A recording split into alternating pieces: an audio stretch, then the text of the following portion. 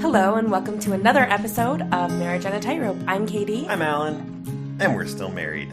We wanted to do a quick announcement before we start the episode. Don't fast forward the announcement. There's only one. Just have some patience. I know. It's an important one, especially if you live in northern You're making Utah. this longer.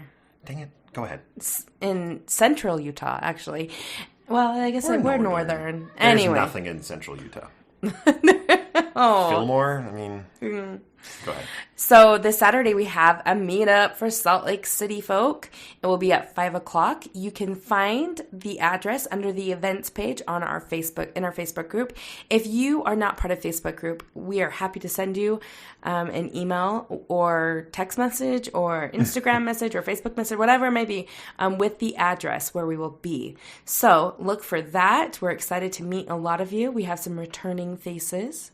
We have some maybe not returning, some familiar faces that will be coming and some new faces. So we are excited.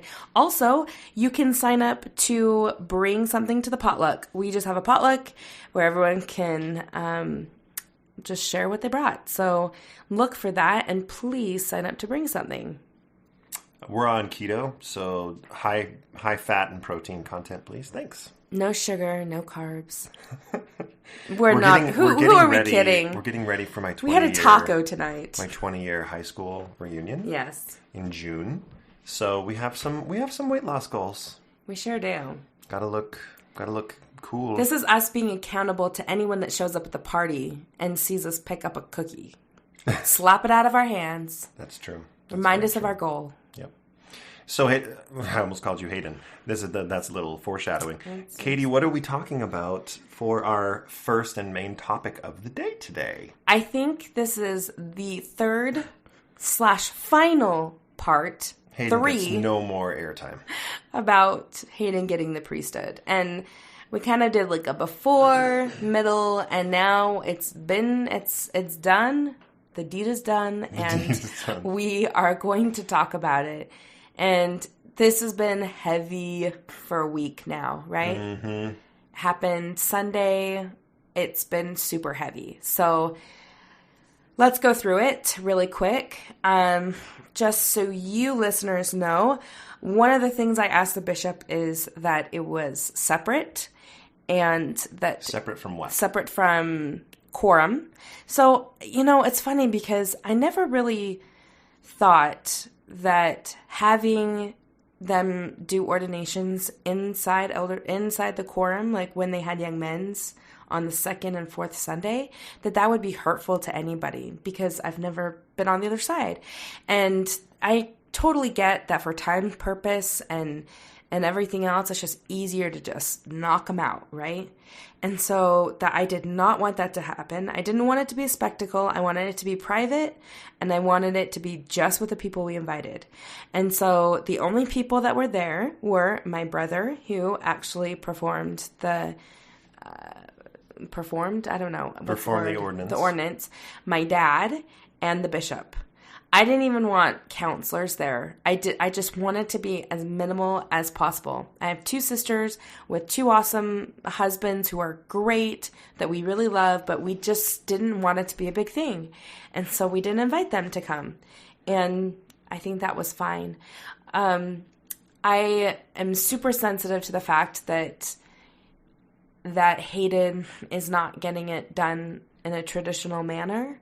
And so I just thought like it'd be better off if it was just awkward between the family and not anyone else. We kind of anticipated it would be awkward, so let's make it as awkward for as few people as possible. That's right. So we went to the church, and it was about a half hour after church had finished, and we were a little bit rushed because we had gone to my cousin's farewell, but we all got there and went in the room, and Hayden sat down on the chair in the front of the room, and my dad and my brother and the bishop kind of went up, gathered around him, and this is like the saddest thing that broke my heart. Do you want to say it? Sure. So they all encircle him, and Hayden looks at me and kind of puts his hands out, shrugs his shoulders, points at me, points at the ground, like, get over here. You need to get over here. And I look at him and I just smile and shrug my shoulders and I just mouth, sorry, what am I going to say? And right before they start saying the prayer, I put my hands in the obnoxious teenage girl heart shape at a concert and hold it up to him. And then they start the prayer, and throughout the prayer, he was looking at me and smiling and making faces, not making faces like inappropriate, silly faces, but like pointing at the ground, and he just didn't know what was going on. He didn't understand that I wasn't going to stand in the circle. And, we had that conversation that we released on the podcast about me about me asking if I could do the ordinance, and they said no. But, when I told Hayden I couldn't do it, I never said I wasn't going to be in the circle either. So that was a surprise to him. He didn't know that was going to happen. And, I was talking to, for those that listen to his podcast, Radio Free Mormon and I have created a nice friendship, and I was talking to him today about it. He's great. He calls me and we talk about, he's mostly just asks me about how things are going with me. And we were talking about it today, and it was very therapeutic because I was able to put into words some things that I hadn't yet. And that was helpful. But I've said some of this to you as well, but it was it's not a black or white experience, right? Being in that room is difficult, but at the same time, you're happy to be there and support your son in doing what he wants to do. At the same time, that he's doing it not for any theological reason. Admittedly, he's doing it because he wants to pass the sacrament, and that's fine, but then he's being treated like he's making this God-fearing, or God-loving, I guess. I mean, it's the same term, but this God-loving gesture, and it's all surrounded by me not being able to be involved with it. And so it's just, the messaging is mixed, and it's just I couldn't get out of there fast enough. I really, afterwards, the hugs that were given, I loved hugging Hayden, but everyone else, my mom was in the room even. She's here for a mission now, and it was great to have her not only there, but stay with us for a few days before she went to the MTC. And I just wanted to get out of there. And I was grateful for Katie because she could tell this was not going to be easy. And before, Hayden even went up there, she put her hand on my leg and gave me a smile, like an understanding. I know this is not a great moment right now.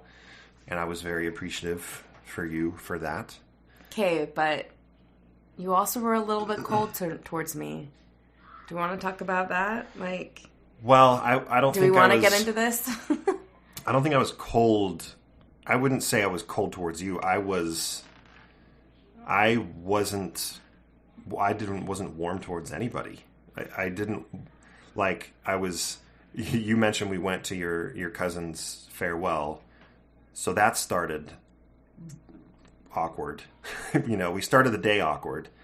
And as many missionary farewells go, there's a lot of talk about making worthy choices to get to this point, and there's messages being directed at the youth on don't stray and don't make these choices that will take you off the path. And I'm sitting there and I'm literally telling myself not to shake my head no, because there's family sitting behind me. And so I, distract myself on my phone. Actually, what I did was I thought of many listeners and friends who were transitioning as I could, and I copied and pasted just one text to them that said, "Hey man, how's your Sunday going?"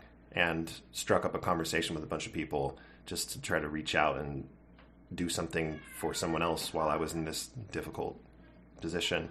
So the day started that way. Then we rushed over to the church to do this. Then we're back to the clubhouse for the after party. For the after party of the farewell. So there's this big luncheon, and we're surrounded by... And hold on. Polynesians have the best food. I mean, my kids were like, chop suey. I want the deep fried chicken. I want the chop suey. I want the pork. I want, So that's the main reason why we went, is because we didn't have to feed anyone. Everyone could just eat the Polynesian food, which is so good. Side note. Okay, back to the story. So it was a lot of rushing around. It was a lot, it was the whole day was just centered around like people making big decisions being to move an forward. active believing member of the church. That's what it was centered around. And not to mention the previous night was we had a little dinner for my mom at our house, with a bunch, and it was super fun to have a bunch of people from Santa Barbara that knew my mom come over. All of Katie's family came over, and it was great to have everyone here. But as often happens, the common link between everybody is the church. And so as I'm being a host and going, from conversation to conversation, conversations inevitably turn towards a church topic, and nobody wants to hear what I think about the church. And so I find myself slinking off into different conversations. And so the whole weekend was not ideal for me personally, but it wasn't. Here's the thing. I want to make a very important point. We're getting to the point. Because yes, it was difficult. Yes, we're coming out of it. I remember playing volleyball in college, and it was my first serious athletic venture. I mean, high school sports, fine, but college, you're doing weightlifting 5 days a week. You're practicing 3 hours a day. You're always sore. You're never not sore. So you don't get to the point where you're not sore. You're just used to being sore. This mixed faith marriage stuff and dealing with all of these issues, it's never not difficult. You're just better at handling things when they're difficult, if that makes sense. So this was difficult, but we've been through a lot of difficult things, and I knew we were going to get through this thing. So the past successes of getting past some hard moments, I knew that we were going to kick out of this. This one was a little weird, prolonged, because I left the next morning for a work trip for a day and a half. Right, but I could feel you after we got home, I was like, okay, you're pulling away from me. Talk to me. Tell me how you're doing. I can see that you're hurting. And there was really no conversation. And then again, before we went to bed, I'm like, you need to tell me how you're thinking and feeling before you leave, because we're not processing this, and you're going to leave at 7 a.m, and then I'm not going to see you for a couple of days. And again, it was kind of the stiff arm. And I don't know. I'm not saying that it was a bad thing, but I mean, you said when we finally sat down and talked through this, and you were able to tell me how you felt, you told me that you were like, you pull yourself away because you're worried about if you say something that's going to hurt me, like you can't say your true feelings, or how do you explain that? I don't want to speak out while I'm in an emotional state. The things that I'm going to say in the moment and when I'm processing after, the luncheon and things like that, it's not going to be a helpful thing. It helps for me to talk when I'm ready to talk. So if I talk to you after, right after the blessing of how did that go for you, I'd rather say, let's talk about it later. It wasn't easy. Let's talk about it later. Because if not, I'm going to go off on how I hate how the church, who proclaims the families are the most important, is literally tearing this family apart by doing things like this. Yeah. They're pushing me away when I'm the one that's trying to be involved. Like, I don't want to have this big emotional reaction where I can express that. I can express the same exact thing that I just did in a much less emotional way if I just take some time to process. Yeah, what I'm getting at, though, is what you told me is I need to lean in. So talk about that. What does lean in mean for you, or what did it mean for you in that moment where you had time to process it? Yeah, so I went on this trip the day after Hayden's ordination, and it wasn't resolved yet. And we were physically removed from each other, which makes it very easy to be emotionally removed from each other. So we weren't texting much. We didn't talk on the phone, I don't think at all, on Monday, the full day I was gone. So I kind of lost myself in what I was doing there. And without it being resolved, I felt very detached from you. And by the time I got home, we still hadn't reconnected, but I was starting to realize, like, in these difficult moments, I don't like leaning away from you. I like leaning into you. And there's a balance between, like, I'm going to lean in and just drop the bomb on you and make it about truth claims and make it about, no, you need to hear what I think right now. There's a balance between that and just not distancing myself, not silencing myself just because it's hard to think about these things and talk about these things. So go ahead. Yeah. Do you feel like you were able to do that? Yeah. I mean, when we went to dinner last night, you know that we went to dinner. They don't. So on Wednesday now, after work, I was not doing hot. I was not feeling well at all. Physically, I was having an awkward, weird day. My throat hurt. Anyway, but I just was down in the dumps. And so Katie was like, let's just go to dinner. There's this new Indian place. So we went to this new Indian place. We sit down. And while we were walking from the car to the restaurant is when I just blurted out, I need to lean into you more. And like that was the first serious comment of the night. And you were like, oh, well, let's talk about that after we order our food. So we ordered our food and we sat down. She's like, what do you mean? And I just said, I just keep things in. And sometimes that's not good because, you have this, I don't think I said this last night, but you have this conversation in your head of like, oh gosh, this thing bothers me. And if I talk to Katie about it, oh, she's going to say this and it's going to bother me even more. And then you just play these games where it's like, no, talk to your wife. Have that fierce conversation. Have the fierce conversation. And to be quite frank, I think I need to remind myself more often of how great your responses are and how I'm not talking to Katie of 3 years ago. Right. I'm talking to Katie of 2020. It's a new decade of Katie, right? Like, I need to remind myself of that. And so, we tested that yesterday. I didn't have any specific topic in mind when we started the conversation. But a topic did come up. We may have to do a full episode on this. It's on tithing and money donations. Mm-hmm.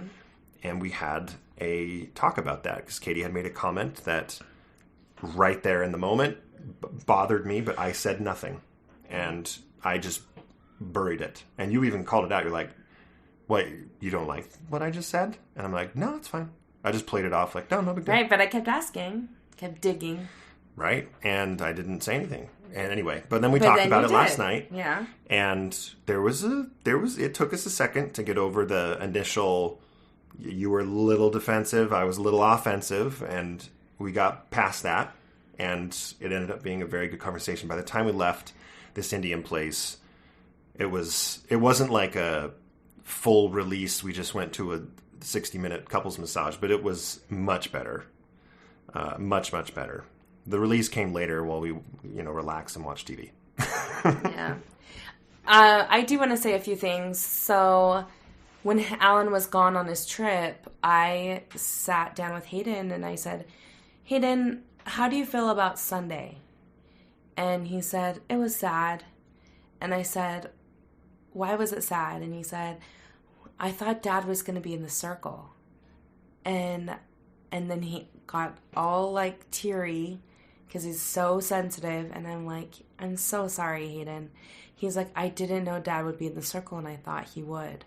And so that's why I kept telling him to come over. And it made me sad. And I just said, Hayden, you need to talk to Dad about this. I'm sorry that happened. I'm sorry you didn't know. I'm sorry we didn't communicate exactly what was going to happen. Hey, guys, obviously we make a lot of mistakes. Take it from a page out of our book.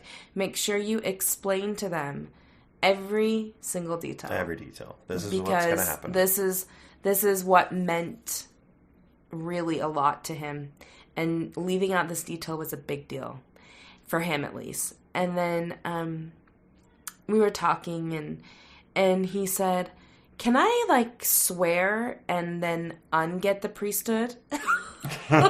And I'm like, what do you mean? He's like, yeah, like, so Dad can redo it for me.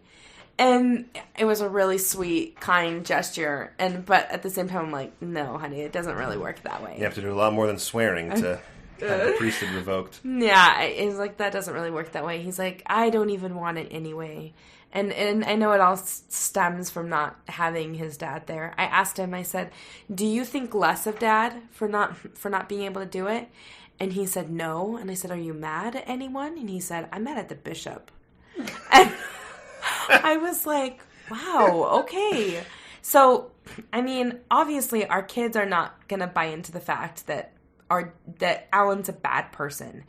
But I think that comes from us being very open and honest with them. They know that their mom isn't making this difference in belief a challenge in our relationship. There's no choice between the church and Dad. Yeah, so, or me, or like what I want and what Dad wants, or that it really has nothing to do with it. Yeah. And so something else that's pretty much to wrap up the priesthood stuff, that's pretty much what happened. But I do want to talk for a minute about our other son, Jackson. So when we were at church at the Tongan branch at my cousin's farewell, I noticed that Jackson didn't take the sacrament. And I thought, oh, that's interesting. Like, I've never seen him not take the sacrament before.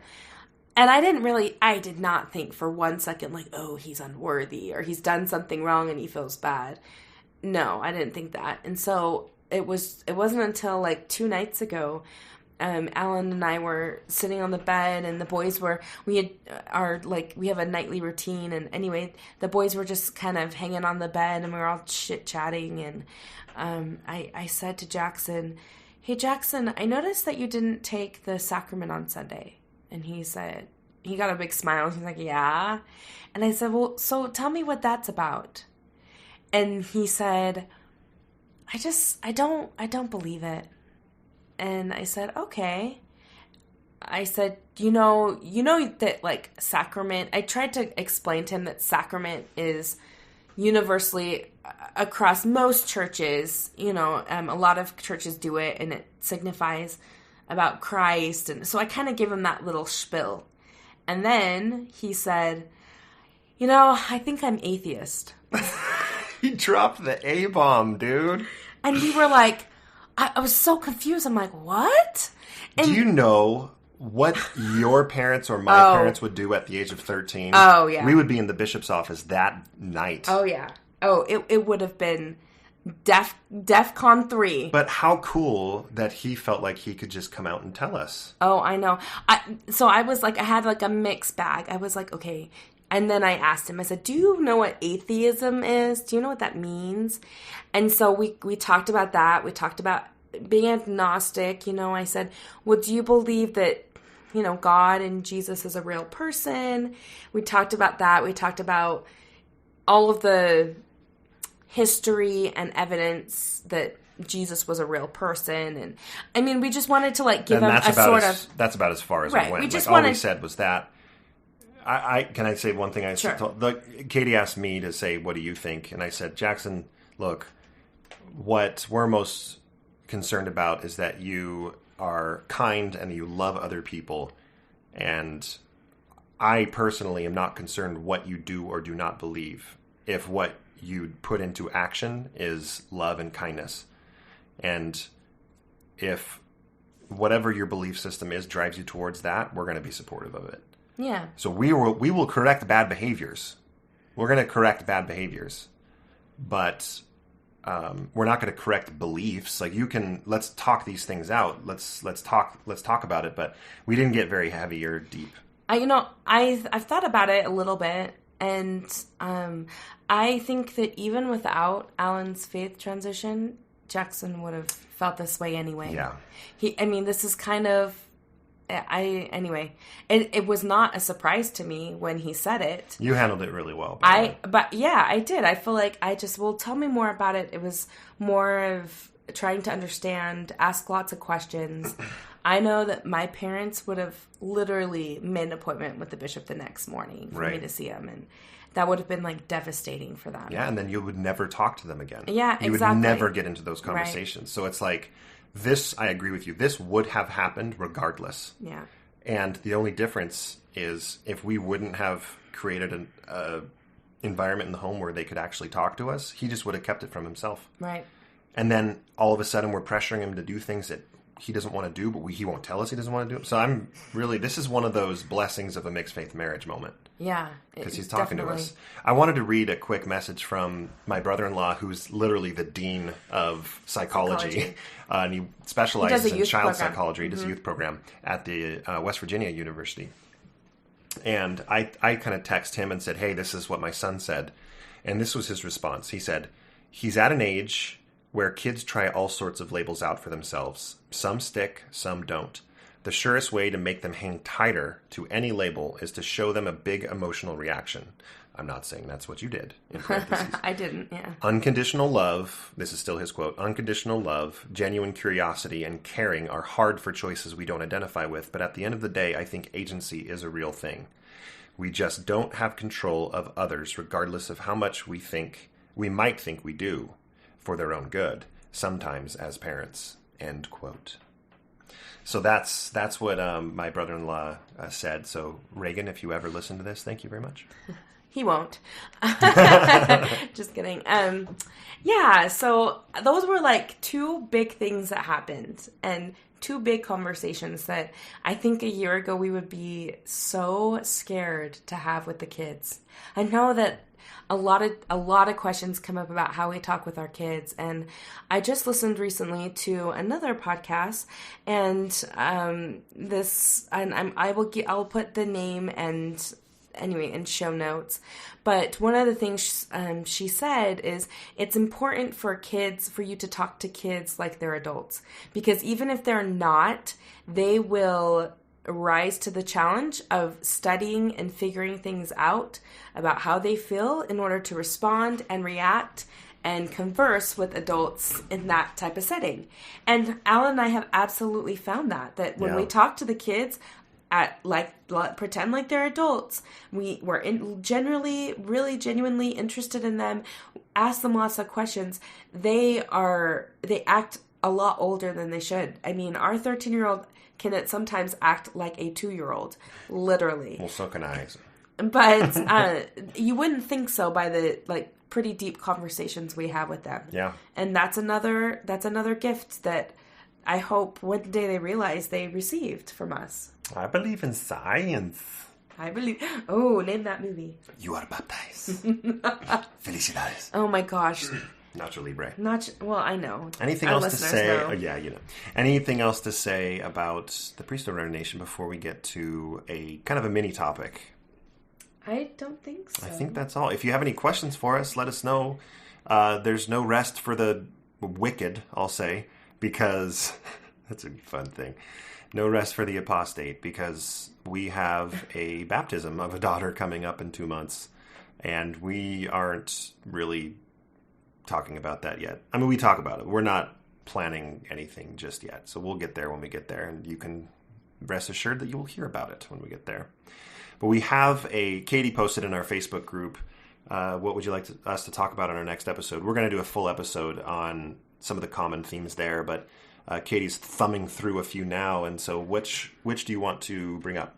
Well, they're all great topics. I think that we could dedicate a single podcast to every single one of these questions, which a lot of them we will.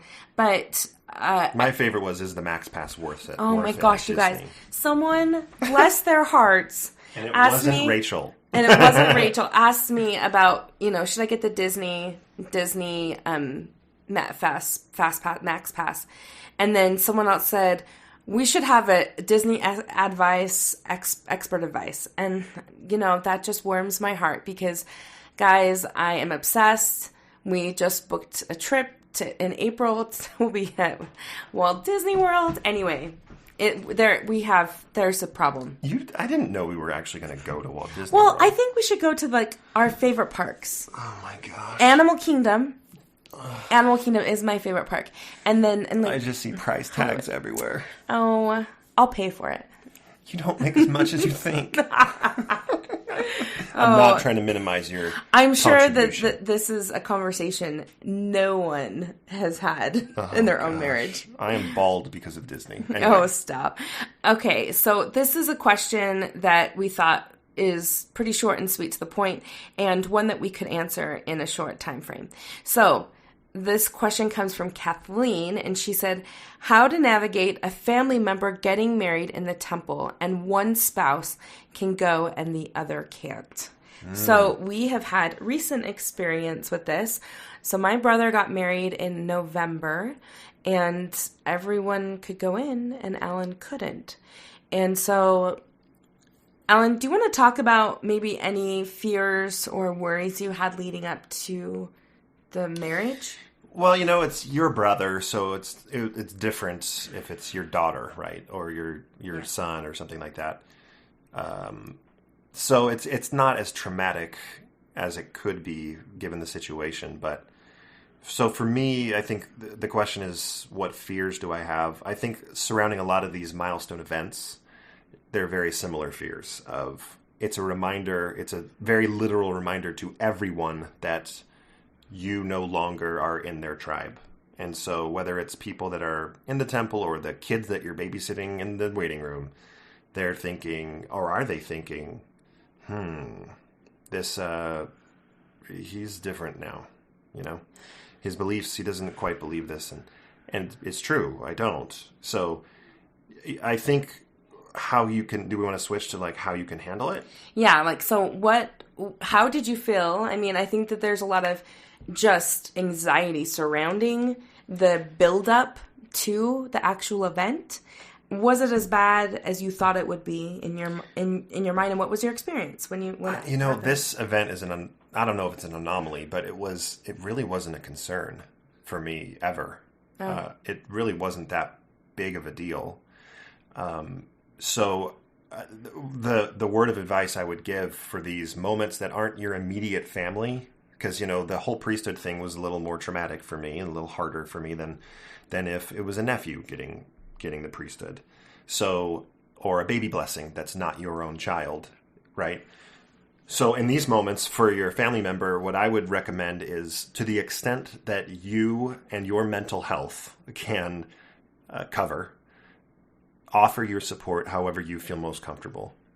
And do so in a way that makes sure that they understand that this day is about them, it's not about you, and you're going to be there to support in the following way. So we've had baby blessings that were earlier on in my journey where everybody knew what I believed, but I was still kind of in the closet other than with your family. Yeah.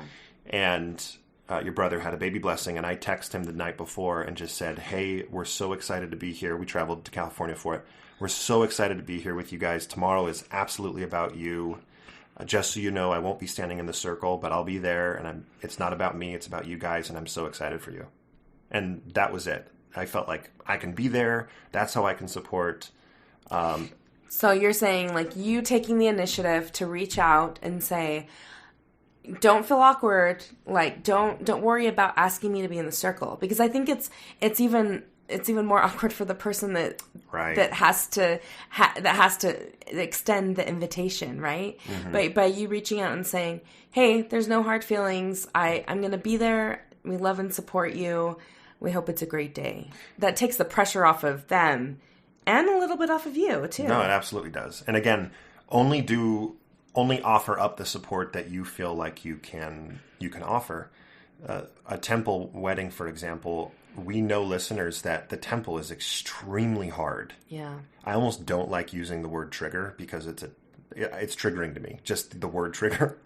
It just seems like a cliche. Yeah, but I know a number of our listeners, some of our listeners, the trigger for the temple is just too much. Yeah. And some of them may not even want to be there outside. Just look, I'll go set up the reception. Yeah. I will be at the reception hall setting everything up for you. Congratulations. I can't be there. So I like that. I think that that's a really good point. Maybe decide what you're comfortable with and what what you're okay with. And then whatever that is, because you obviously love that family member, offer to do something in conjunction with it. If you are okay standing outside, you can send them a nice text. Hey, I love you. I'll be thinking of you while you're inside. I'll be waiting outside. I'm excited to see you when you come out. If you can't be there on the temple premises, text them. Hey, I would love to go over to the reception and get things set up. It's really hard for me to be there right now, but I really want to support you and I really love you. I think absolutely you should offer or extend to whatever extent you can your love and your service to that person. Yeah. I think that, I mean, who's going to reject that? Someone who's heartless, I'll tell you that.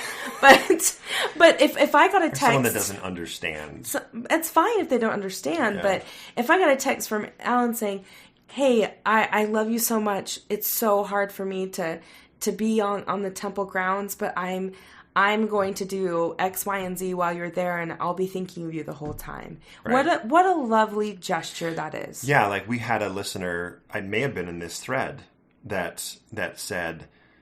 It wasn't in this thread. It was a separate post. But we had a listener that said, he's in the same spot that I'm in. And his wife asked him, will you go to the temple with me?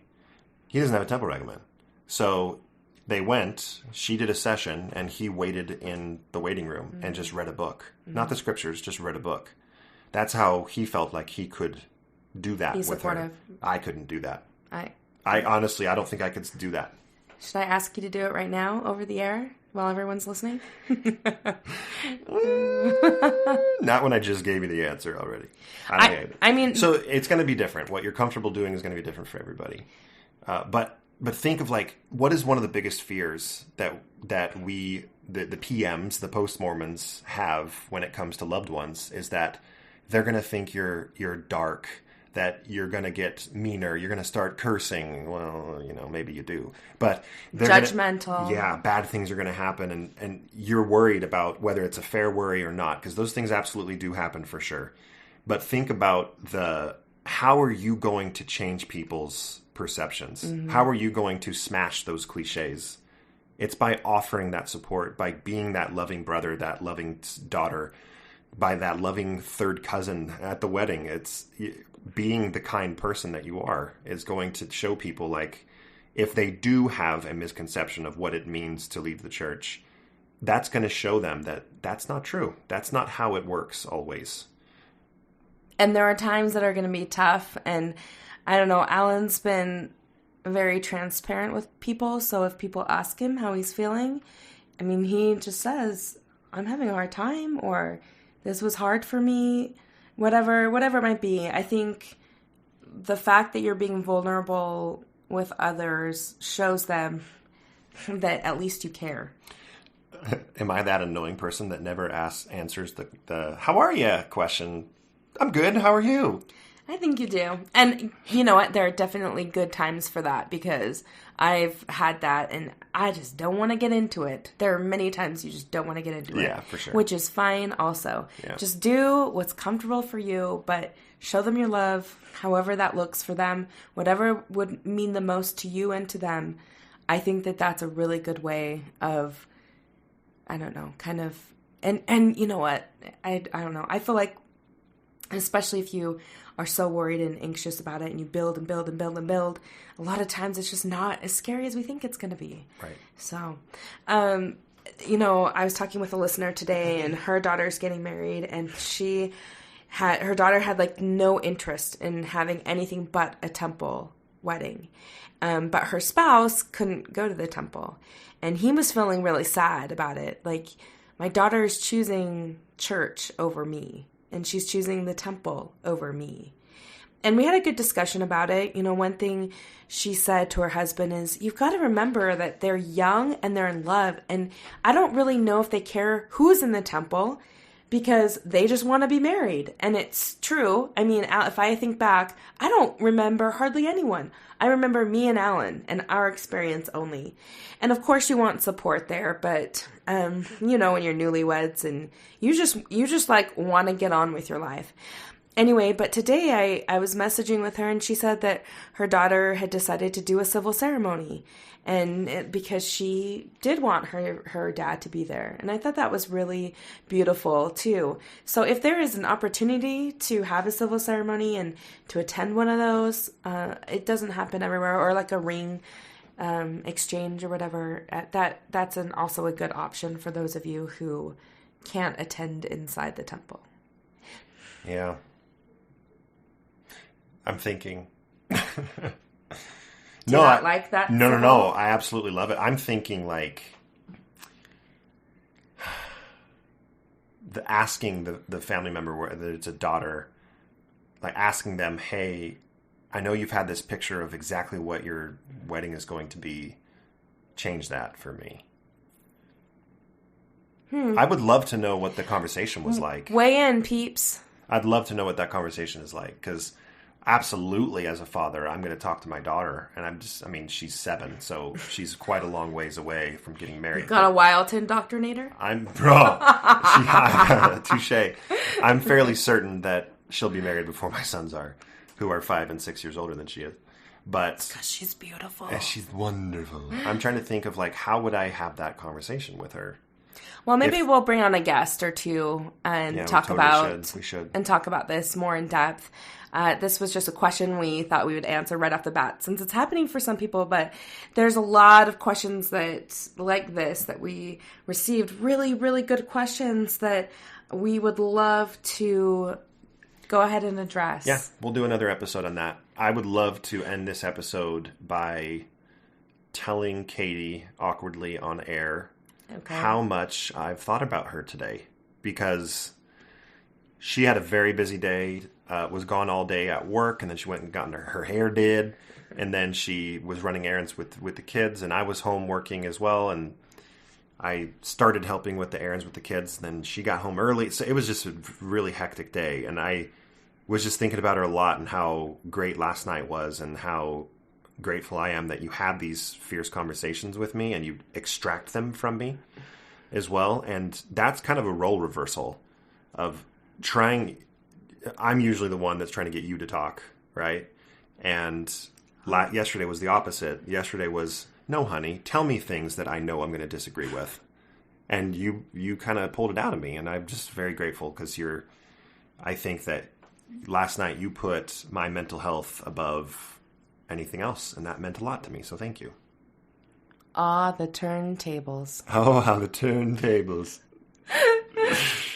I love you. Thank you. That was a very nice compliment. Thanks. Good thing this isn't a video podcast. Oh, guys. Okay. Thanks so much for listening to Marriage on a Tightrope. We have a wonderful meetup. Once again, you should come to 5 p.m. on Saturday. Email us at marriageonatightrope@gmail.com if you'd like information, or find it on our Facebook group on the events tab. You can follow us on Instagram as well. You can follow us on TikTok. Just kidding. What else? Ooh, should we do that? No. Oh my gosh, TikTok. I am such a boomer. I'm such a boomer. Zoomer? No, Zoomer is what you want me.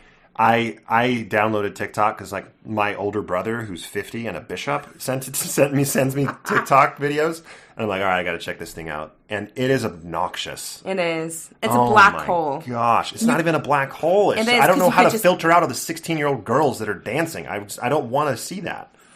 I want to see funny, witty videos, and Reddit. Yeah, I'll just stick with Reddit. Stick with Reddit. All right, there's my TikTok rant. That was not planned. What else do we have to tell everybody? Oh, donate. Yeah, if you would like to support the podcast and support the Mounts, which is us, please donate. I don't think you understand how much big of a difference it makes in our lives to receive donations that we can help motivate us to continue this crazy journey that we're on with the podcast and the Facebook group and the meetups and all this fun stuff. And it makes those events possible as well. So you can go to marriageonatightrope.org to donate. There's a donate tab there, or you can Venmo us at Marriage on a Tightrope. Other than that, we bid you adieu. We hope to see you Saturday. And on the list it says, bye, bye, bye. Bye, bye, bye. Yeah, that's on our agenda. The NSYNC will sing us out. Okay, now I've got to go download Bye Bye Bye. You're welcome.